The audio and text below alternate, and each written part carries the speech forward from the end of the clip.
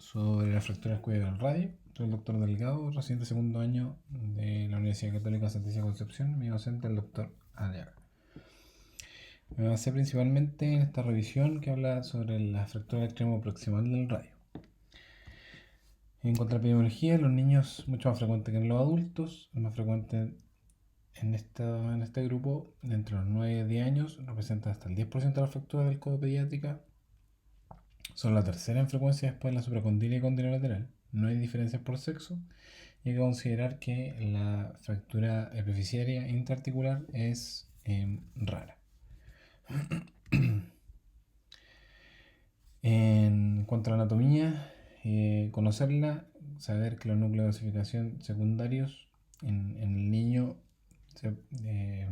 aparecen en torno a los 3 a 6 años, en las niñas puede aparecer un poco antes, y la fusión de la cabeza del radio con la zona metafisiaria y diafisiaria entre los 16 años y los 18 años. Considerar que en la cabeza del radio puede estar bipartita para no confundir una fractura epifísis del radio.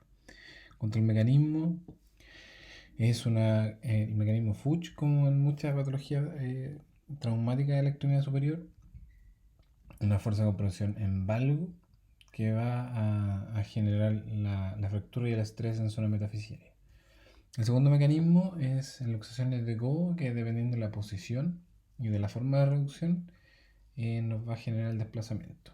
Por ejemplo, acá se genera una luxación posterior de codo y que en el momento de la reducción se genera el desplazamiento, y acá otro ejemplo que cuando hay una luxación posterior se genera el desplazamiento. Las lesiones asociadas siempre hay que considerarlas, pueden ocurrir hasta el 50% de los casos, siempre buscarlas, ya sea el examen físico o con imágenes radiológicas, porque estas nos van a dar signos de mal pronóstico. En cuanto a la clínica, una clínica de fractura habitualmente que el dolor, el edema, la limitación del rango de movilidad, sobre todo la pronosupinación, buscar las lesiones asociadas, y habitualmente como de forma iatrogénica podemos buscar compromiso nervioso o sospecha de síndrome compartimental. En cuanto a la imagenología, lo más básico siempre, la radiografía de codo, AP lateral, y está la proyección especial de Greenspan o de oblicuo lateral, que nos va a desproyectar la cabeza del radio, dejando la coronoides en una posición que no interfiera con la evaluación del extremo proximal del radio. También tenemos la arteriografía y la resonancia, que nos van a servir en algunos casos. Por ejemplo, los pacientes que no tienen los núcleos de osificación todavía desarrollados, vamos a poder visualizar mejor el cartílago. En el lado izquierdo la arteriografía y en el lado derecho la resonancia. También considerar la línea humeral lateral como patrón radiográfico, que habitualmente se utiliza en la fractura de Montegui. Y aquí hay que considerar que la línea humeral lateral, que pasa lateral a la zona más lateral del húmero, con una proyección hacia distal, saber que la zona epifisiaria del radio tiene que quedar medial a esta línea para considerar normal. En el caso de que no sea así, podríamos sospechar alguna lesión de la zona epifisiaria del radio, o sea, la zona proximal del radio. En cuanto a la clasificación, tenemos dos clasificaciones que más se utilizan, y probablemente sea la Judet la más utilizada. Tenemos la Bryan, que considera la angulación, y la Judet, que considera desplazamiento y también angulación. La Judet 1 solamente con desplazamiento, sin angulación. La 2 con una angulación de menos de 30 grados. La 3 entre 30 y 60 grados. La 4A entre 60 y 80. Y la 4B sobre 80 grados de angulación. Ahora, ¿por qué la lesión no ocurre en la zona epifisiaria? Que en teoría sabemos que la zona epifisiaria es más débil, y sobre todo la zona hipertrófica, que es por donde se producen las fracturas en la clasificación de Salter y Harris. Aquí es más que nada porque la anatomía ligamentaria y la cápsula del radio, o sea del codo, nos va a proteger la zona epifisiaria y la zona fisiaria. Y eso va a provocar que todo el estrés se genere en la zona metafisiaria. y por eso se generaría la fractura. En cuanto al tratamiento, como toda patología traumática, tiene tratamiento ortopédico y tratamiento quirúrgico. Considerar que no hay ningún estudio de alta calidad para poder establecer ya sea la edad para establecer el mejor tratamiento y cuáles son los límites de angulación y desplazamiento. Pero algunos autores postulan el objetivo que puede ser en los 3 milímetros y los 30 grados de angulación. Matassó considera que una angulación sobre 15 grados en los niños o más de 30 grados en los niños menos de años no se remodelaría y que esos casos necesitarían reducción. Entonces, para tratamiento ortopédico tenemos el ayuda 1 y 2 o más que considerar probablemente la clasificación, considerar nuestros objetivos que van a ser 30 y 3 milímetros. 30 de angulación y 3 de traslación.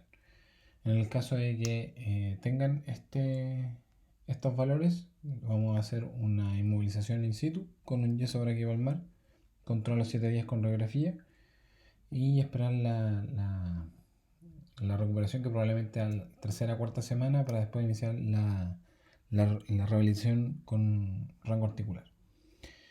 La reducción y la inmovilización vamos a utilizar la reducción en caso de que no logremos este objetivo de los 30 y los 3 milímetros de traslación. Y ahí voy a tener un tratamiento escalonado.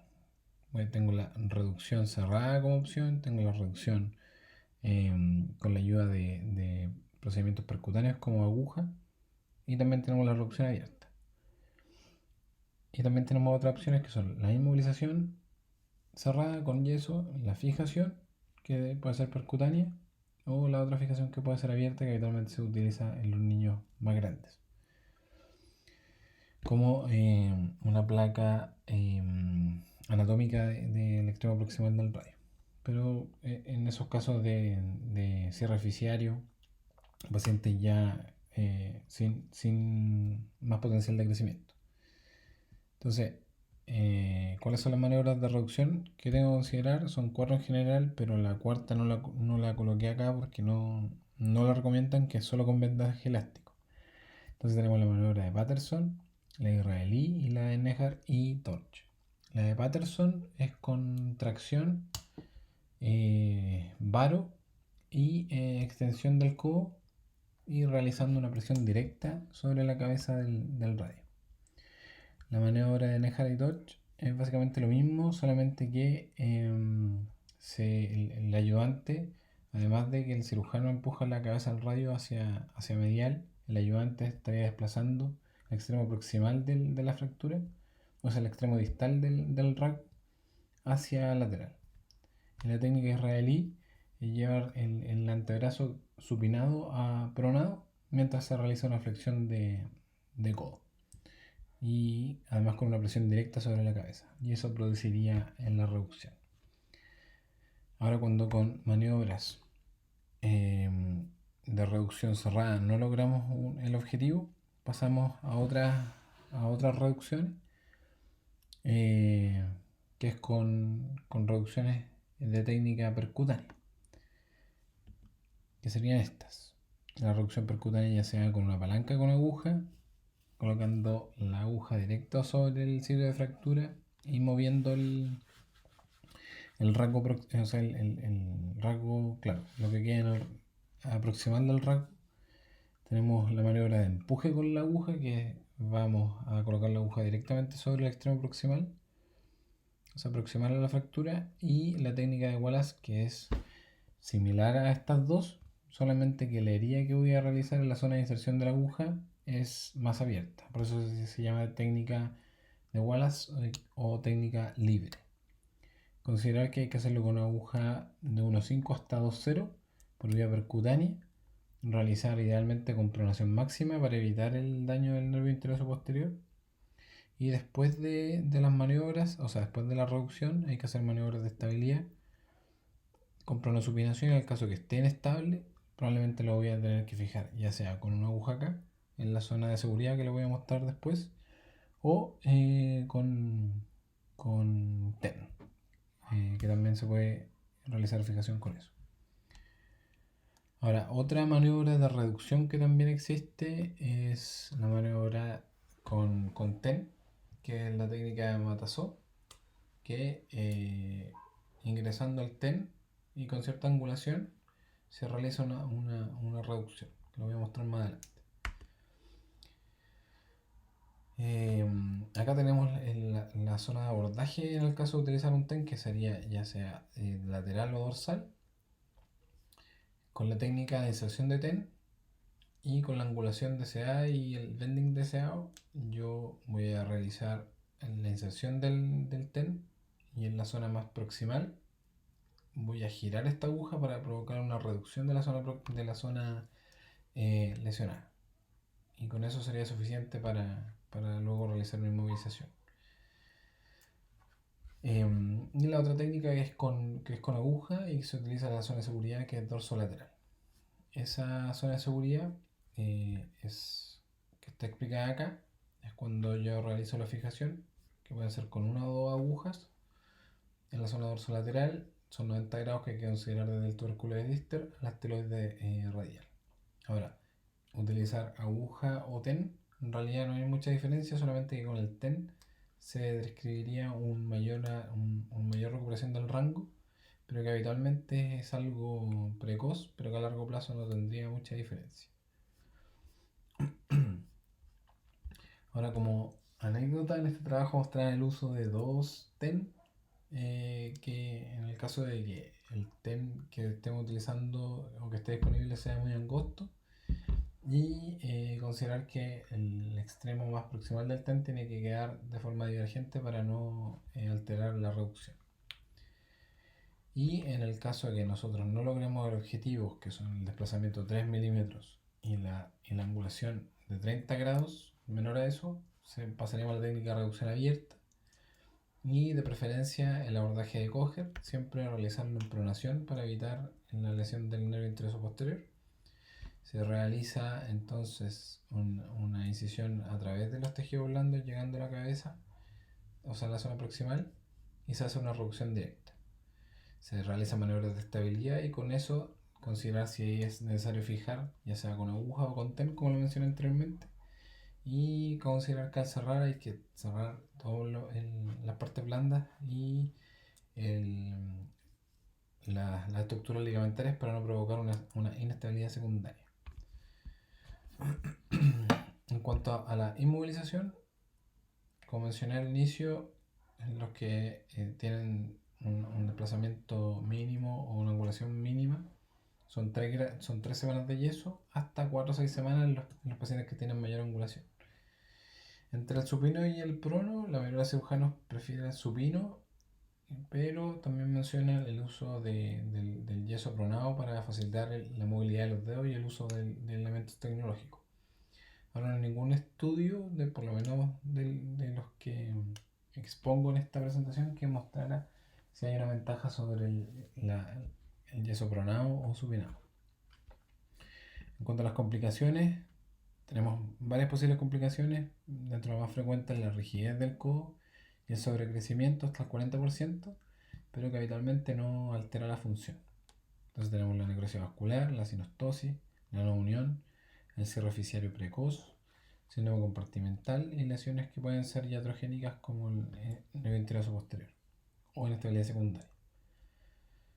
Aquí, como complicación, un ejemplo de después de una reducción y movilización, el sobrecrecimiento de la cabeza del radio, pero que no genera síntomas.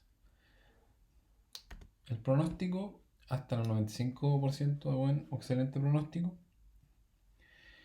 Y en otros que yo requerí hacer reducción o reducción abierta, obviamente el pronóstico va disminuyendo.